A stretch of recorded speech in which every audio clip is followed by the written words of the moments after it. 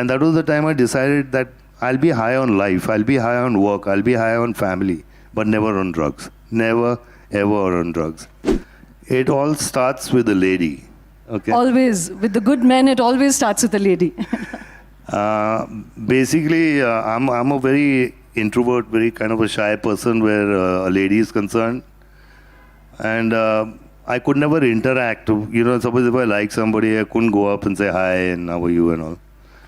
And I met these couple of guys in college, and they said that you try this stuff out, man. I mean, you know, all your inhibitions come out and all that stuff. I said, what is this?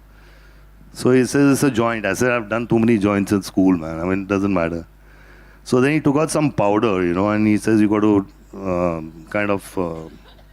put it on a paper and you got to smoke it. So I tried it and I felt sick initially. But I wanted to do it just to get out of my inhibitions.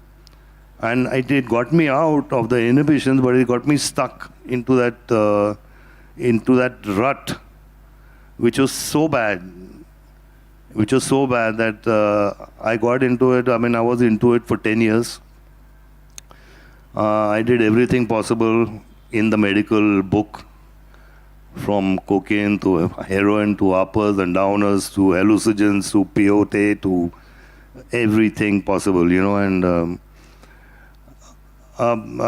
there's one fantastic incident. Have you guys heard of LSD ever? Yeah. So I can't believe there's an audience that is not saying yes. You're speaking to the wrong audience, Sanjay. I'm saying heard, I didn't say take. LSD is a hallucinogen. So I had taken it and it kind of kicks in a little later. And I was sitting at home and I was saying nothing is happening, and this phone rang. No cell phones, there's no normal phone. So the operator picks up and says, it's a phone from the office and your dad wants to talk to you. I said, oh hell, from the office dad calling means bad news, yeah? So I spoke to him, he says, jaldi office aa jao. I said, okay. So I went. Now he's talking to me and it suddenly hit me. And he's talking to me like,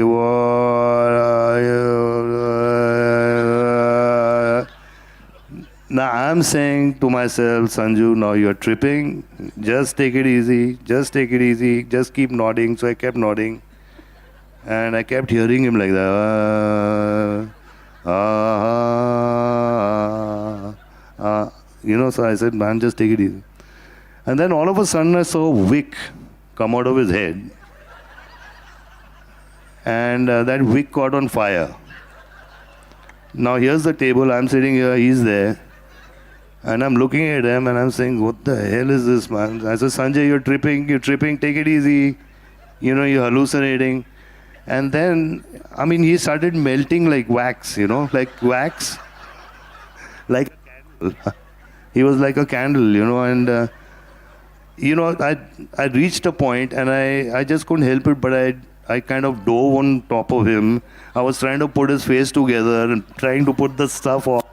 And he just couldn't understand कि है क्यों है यार मेरे पुत्र नु. You know, and he was saying, "Hara isko, kya hai? Pure rang dabe, kya nikalo?" I said, "Dad, you know, I love you," and this and that. So I mean, for him, a Punjabi guy, he didn't understand कि मेरे पुत्र नु क्यों है यार. So, you know, I mean, there are many things like that. I mean, like, then eventually it reached a point where actually I was dying, you know. I mean, I had lost track of time.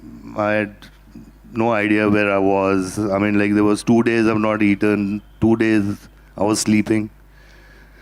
So I went to him and I told him, I said, Dad, I swear I need help, you know. So he took me and I was put in breech candy. I was in a straitjacket for 25 days and I was taken to South Miami Hospital. I was lucky, one of the lucky people who could go there, you know. And the doctor did the intern on me and suddenly he gives me this list and he says, can you tick the drugs, what you've done? So I looked at there were 2 pages. So I looked. So I said, do you want me to be honest or no? So he said, no, you got to be honest. And I started ticking and I ticked everything, yeah. Doctor says, he's telling my father, he says, what do you guys eat? How is this guy yet alive, you know? But he didn't know I used to, we Punjabis, we eat rabdi and, makki da saag and saron di roti and all that stuff, which helped me, you know. But in the treatment, I'm telling you, I learned to live a drug-free life.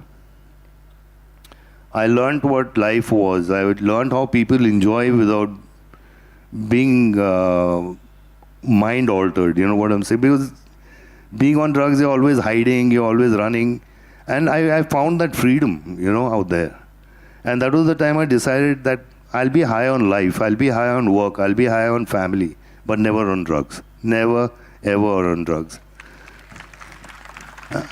It's been 40 years since I've not touched even a cough syrup. I'll do it for my kids, I'll do it for my family. No, you got to do it for you. And अभी तो आजकल fashion हो गया है, सब cocaine P रहे हैं, तो आजकल इट्स इन द सीन. जब मैं पीता था तो सब मुझे गाली क्यों देते थे? But no, I'm just saying is that at that time nobody knew what these things were basically. There were no treatment centers, people were not that much knowledgeable. My father didn't know, my sister didn't know, my friends didn't know, nobody knew what is this powder, man? What the hell? Till the time, like I said, I could feel myself dying. Till that point didn't arise. Then when I went to my father and said, you got to help me, I did it for me. When I was in the straitjacket in Breach Candy, my sisters used to be on duty, guard duty. So the younger one, Priya now, she was the MP, she was small.